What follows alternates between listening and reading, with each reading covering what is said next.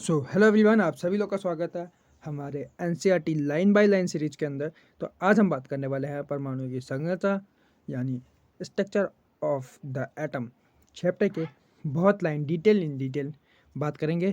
तो आइए बात करते हैं। देखो, द्रव्यमान जो होता है परमाणु और अणु से मिलकर बना होता है। क्या होता है? द्रव्यमान क्या होता है? परमाणु और अणु से मिलकर बना होता है। ठीक है, यहाँ कुछ इंपॉर्टेंट पॉइंट नहीं दिए गए। ठीक है, अगर जो यहाँ बताया गया कि क्या पूछा गया, सिर्फ आपसे क्वेश्चन पूछा गया, हम डायरेक्ट हम अपने आंसर्स पे आएंगे कि कौन सा इंपॉर्टेंट है, कहाँ है, तो इसमें आएंगे। देखो, इलेक्ट्रॉन की जो खोज थी ना, वो हमारी किसने की थी? जे टॉमसन ने की थी। जे टॉमसन ने की थी। ठीक, उसके बाद जो उससे पहले जो हमारे गोल्डस्टीन थे ना, ई गोल्डस्टीन, उनने 1800 मतलब 1886 में क्या कर लिया था? कैनाल ले जो है उसकी क्या कर ली थी? खोज कर ली थी। जो क्या था? किरणें धनावेशित थे। क्या थे? धनावेशित थे। उसके बाद करते हैं हमारे इलेक्ट्रॉन की। इलेक्ट्रॉन का जो द्रव्यमान है, इलेक्ट्रॉन का द्रव्यमान है, और जो प्रोटॉन का द्रव्यमान है उसकी तुलना में प्रोटॉन का क्या है? प्रोटॉन का ज़्यादा है। कितना ज़्यादा है?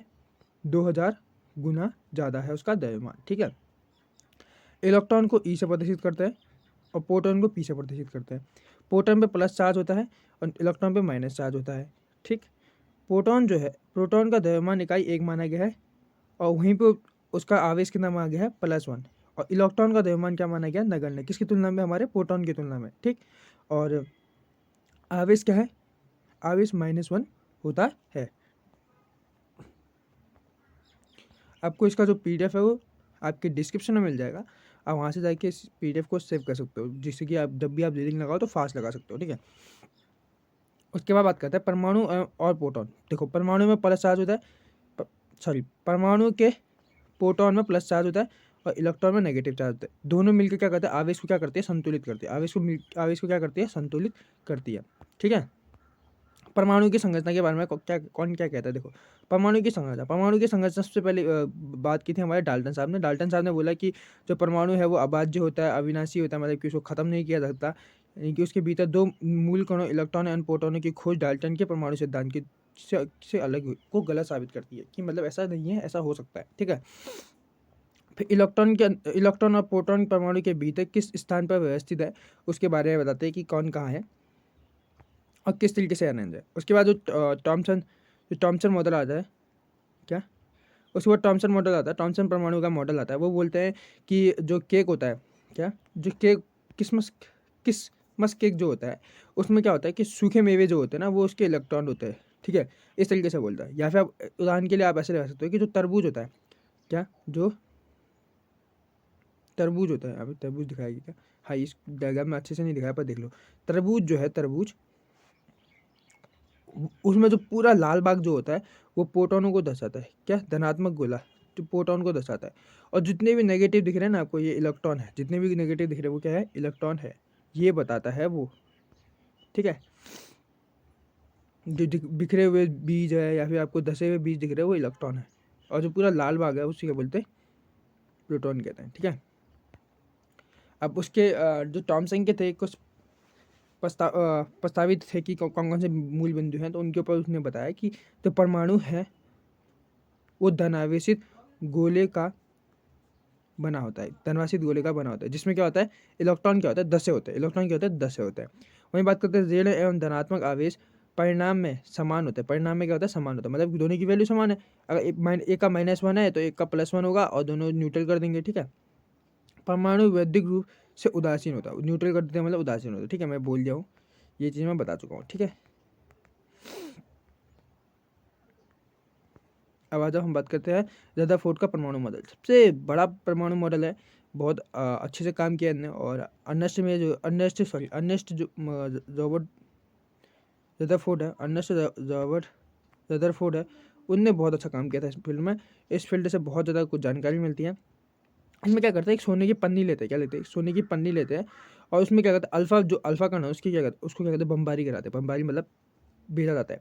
तो इसमें क्या करते हैं? तेज़ गति से चल रहे अल्फा कणों में सोने की पन्नी पर टकराते हैं। क्या? सोने की पन्नी पर टकराते हैं। तो उससे क्या होता है कि क्यों हमने सोने की पन्नी ली और क्या वजह थी हमने सोने की पन्नी लेना, कुछ और क्यों नहीं लिया, पहले उसको समझते हैं।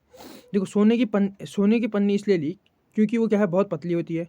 ठीक, उसके बाद बात करें कि सोने की पन्नी में 1000 परमाणु के बराबर मोटी होती है, 1000 परमाणु के बराबर मोटी होती है। ये अल्फा जो होती है वो द्विआवेशित हीलियम होती है। क्या होता है? द्विआवेशित हीलियम होती है। द्विआवेशित क्या होती है? हीलियम होती है। हो गया। अब यहाँ बात करिए ये धनावेशित होती है, इसका द्रव्यमान जो होता है वो 4u के बराबर होता है। किसके बराबर होता है? 4u के बराबर होता है। तीव्र गति से चल रहा होता है। ठीक, अल्फा कण की में पर्याप्त ऊर्जा होती है। उसके बाद बात करते हैं अल्फा कण जो होते हैं वो सोने के परमाणु में विद्यमान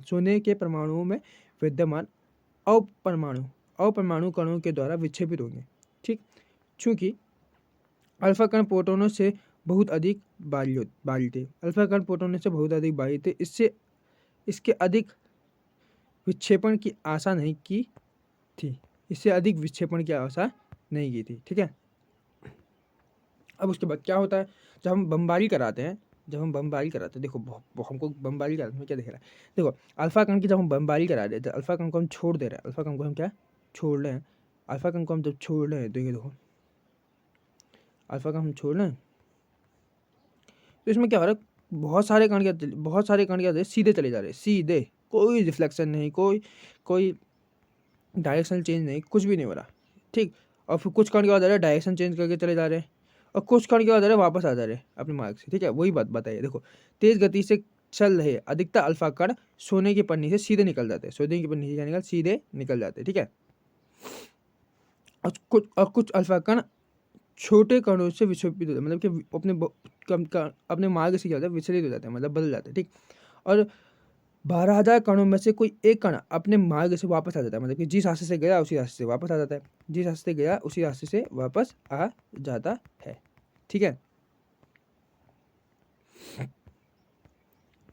उसके बाद इसका परिणाम क्या निकलता है कि क्या होता है इसका परिणाम? देखो अगर ऐसा होता है, देखो परमाणु के भीतर पहले वाले का परिणाम क्या है कि तेज गति से जाता है और सीधे चले जाता है सोने के पन्ने, मतलब बिना अपने रास्ते विचलित हुए। तो क्या इसका परिणाम क्या निकलता है? मतलब सोचते हैं ऐसा है कि परमाणु के भीतर का अधिकतर भाग जो होता है वो खाली होता है, अधिकतर भाग खाली होता है, इसीलिए तो सीधे चले जाता है ना वो। अधिकतर अल्फा कण बिना विक्षेपित हुए सोने की पन्नी से बाहर निकल जाते हैं। ठीक, इसी वजह से। अब दूसरा कारण क्या है कि बहुत कम कण अपने मार्ग से विचलित होते हैं, जिससे हमें यह ज्ञात होता है कि परमाणु में धनावेशित भाग बहुत कम है। क्या धनावेशित भाग क्या है? बहुत कम है। अब किसने? हमारे टॉमसन साहब ने कहा था कि धनावेशित भाग बहुत ज़्यादा है, पूरे क्या कहते हैं उसमें लगा हुआ है, किसमें लगा हुआ है? पूरे वाटरमेलन की तरह है, मतलब कि तरबूज की तरह है। तरबूज में पूरा जो लाल भाग है वो धनावेशित भाग है, और जबकि ये बोलता है कि हमारा जो धनावेशित भाग है वो क्या है? कम है। धनावेशित भाग क्या है? कम है। अब बात करेंगे हमारे बहुत कम अल्फा कण थे जो क्या कहते हैं 180 डिग्री पे वापस आ जाते हैं। 180 डिग्री मतलब जिस रास्ते से गए वो उसी रास्ते से क्या आ जाते हैं? वापस आ जाते हैं। ठीक, उसी रास्ते से क्या होता है? वापस आ जाते हैं। तो सोने की पन्नी जो होती है हमारी परमाणु जो धनावेशित भाग में और बीच में द्रव्यमान व्यवस्थित होता है। क्या होता है? किसी भी मतलब कोई भी हम न्यूक्लियस ले लेंगे या फिर कोई भी परमाणु ले लेंगे, परमाणु के अंदर जो हम न्यूक्लियस को देखेंगे तो वहाँ पे हमको एक चार्ज मिलेगा, वो भी पॉजिटिव चार्ज, और उसके अंदर कुछ ना कुछ द्रव्यमान होगा या फिर उसके भीतर कुछ न कम से कम आयतन होगा, तभी तो वो बैक आ रहा होगा, तभी तो वापस आ रहा होगा। हाँ, तो यही उसका कारण है। अब देखो, अब हम निष्कर्ष ये निकालते हैं कि जो नाभिक की त्रिज्या है, क्या? नाभिक की त्रिज्या और परमाणु की त्रिज्या, नाभिक की त्रिज्या और परमाणु की त्रिज्या, नाभिक की त्रिज्या परमाणु की त्रिज्या से 10⁵ गुना छोटी है। 10⁵ गुना छोटी है, बहुत छोटी होगी ये तो। ठीक है, इतनी गुना छोटी है। अब एक क्वेश्चन बहुत ट्रेंडिंग में चलता है कि नाभिक की त्रिज्या, ऊपर लिखो परमाणु की त्रिज्या, परमाणु की त्रिज्या, नीचे लिखो नाभिक की त्रिज्या, उसका रेशियो निकालो, आंसर निकालो। एक ये पूछता है और एक ये पूछता है कि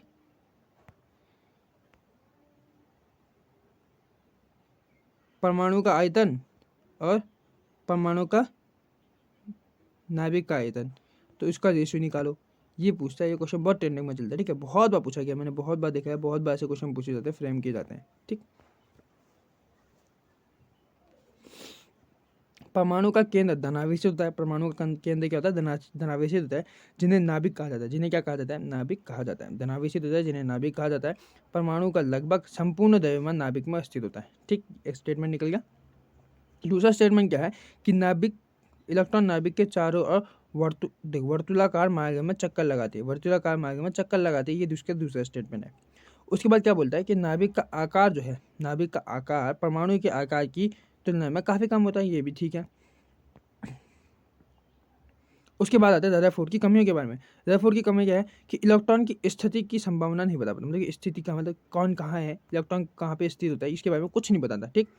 उसके बाद ये भी नहीं बताता कि स्थायी कक्ष में घूमता है कि नहीं घूमता है, कि इलेक्ट्रॉन अपनी ऊर्जा में विकिरण करता है नहीं करता है। ठीक। अगर ऐसे घूमता रहा, अगर वर्तुलाकार चक्कर में घूमता रहा तो नाभिक से टकरा जाएगा इलेक्ट्रॉन। तो अगर नाभिक से टकरा गया तो वो तो विस्फोट हो जाएगा, मतलब कि विस्फोट हो जाएगा तो अस्थिर हो गया। जबकि हमको पता है कि जो परमाणु है वो स्थिर होता है, जबकि हमको पता है कि परमाणु क्या होता है, स्थिर होता है। ठीक। उसके बाद आता है हमारा बोर का परमाणु मॉडल। नील्स बोर का परमाणु मॉडल सबसे बढ़िया मॉडल लगा। उसके बाद आया, उसके बाद जो बहुत मॉडिफाई किया गया, उसके ऊपर जो काम किया गया, उसका बहुत बढ़िया योगदान था। नील्स बोर क्या कहते हैं? नील्स बोर कहता है कि इलेक्ट्रॉन कुछ निश्चित कक्षाओं में ही चक्कर लगाते हैं, जिन्हें इलेक्ट्रॉन की विविक्त कक्षा कहते हैं। ठीक। जब इलेक्ट्रॉन का विविक्त कक्षा में चक्कर लगाते हैं तो उनकी ऊर्जा विकिरण नहीं होती। ऊर्जा विकिरण मतलब ऊर्जा खर्च नहीं होती। ठीक है, एनर्जी खर्च नहीं होती। ठीक। अब देखो ऊर्जा का, अब यहाँ पे देखो ना, जो ये चक्कर दिख रहे हैं आपको, 1 2 3 4, ये जैसे चक्कर दिख रहे हैं आपको, वो क्या है, नाभिक के चारों ओर है। नाभिक के चारों ओर तो यहाँ KLMN के दे रखे हैं, ये इनकी कक्षाएं हैं और इनकी ऊर्जा को दिखाया गया है। ठीक। अब देखो के की वैल्यू 1 है, L की वैल्यू 2 है, M की वैल्यू 3 है और क्या कहते हैं N की वैल्यू क्या है, 4 है। जो ऊर्जा की क्रम को दर्शाती है और कक्षाओं को दर्शाती है। ठीक है। अब आता हूँ न्यूटन में। जो न्यूटन है उसकी खोज किसने की थी? चैडविक ने की थी। क्या? चैडविक ने की थी। ठीक। एक परमाणु अपरमाणु कण की को खोज निकाला जो आवेशित और द्रव्यमान में प्रोटॉन के बराबर, आवेशित एवं द्रव्यमान में प्रोटॉन के बराबर। ठीक। इसका नाम क्या पड़ा? न्यूटन पड़ा। ठीक है। इसको हम किससे दर्शाते हैं?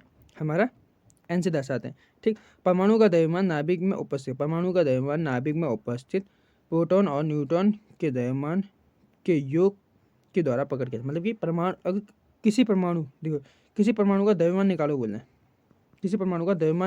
है, तो क्या कर दूंगा, जो उसके न्यूक्लियस में प्रेजेंट है हमारे प्रोटॉन प्लस न्यूट्रॉन है, उनके मास को जोड़ दूंगा तो हमारे क्या आ जाएगा, परमाणु का द्रव्यमान आ जाएगा।